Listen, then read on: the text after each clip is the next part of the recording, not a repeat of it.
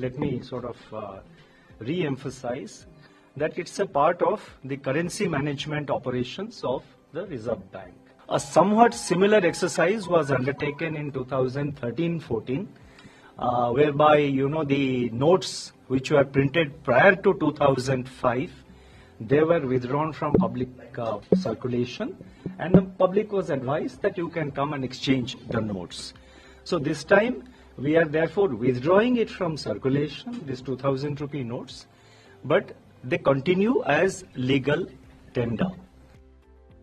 There was a strong sense of déjà vu in the Reserve Bank of India's May 19th announcement to pull out 2,000 rupee notes from circulation. But we will not see the 2016 mayhem repeat itself. The central bank has announced September 30th as the deadline for people to deposit and exchange these notes. However, RBI Governor Shaktikanta Das has underlined that there is no reason to rush to the banks. He said that the deadline has been fixed because unless a particular time is stipulated, the process won't reach finality as people won't take it seriously. The governor also said that the central bank will be sensitive to the requirements of people outside India who may need more time to comply. Governor Das also said that the withdrawal of 2,000 rupee denomination notes was part of the central bank's currency management operations. Das also said that the RBI expected most of the banknotes to return to the banking system by the deadline of September 30th, adding that the supply of lower denomination notes was adequate for exchange purposes even after factoring in the withdrawal of the 2,000 rupee notes. In an attempt to forestall any rush at the banks, Das also underlined that the 2,000 rupee notes would continue to be legal tender and that people had a 4-month window to deposit them. Ultimately, the RBI governor assured that the withdrawal would have a marginal impact on the economy.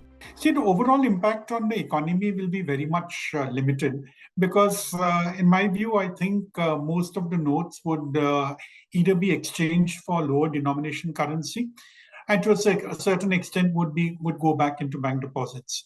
Now, given the fact that most of the currency was being held for specific purposes and was not used for transactions, to my mind, this will not have any impact or any discernible impact on consumption as such. And therefore, at the margin, there could, of course, be some increase in purchase of, say, consumer goods, maybe a little bit of automobiles.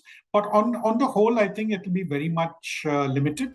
Clearly, both in intent and impact, the withdrawal of 2,000 rupee notes is different from the demonetization of 2016, when 500 and 1,000 rupee notes had ceased to be legal tender. In 2016, notes of these two denominations made up over 86% of the money in circulation, while this time, the 2,000 rupee notes make up just 10.8% of the currency in circulation.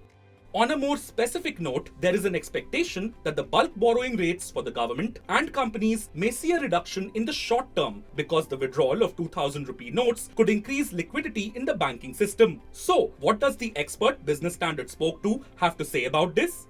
While it is difficult to estimate as to how much of these 2,000 rupee note will flow back into the banking system and how much of these could be retained by the banks as deposits.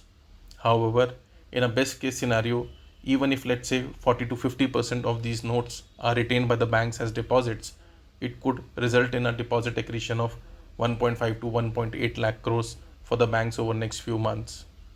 With this, the liquidity of the banking system could temporarily improve, thereby reducing the need for mobilizing the deposits by offering higher deposit rates.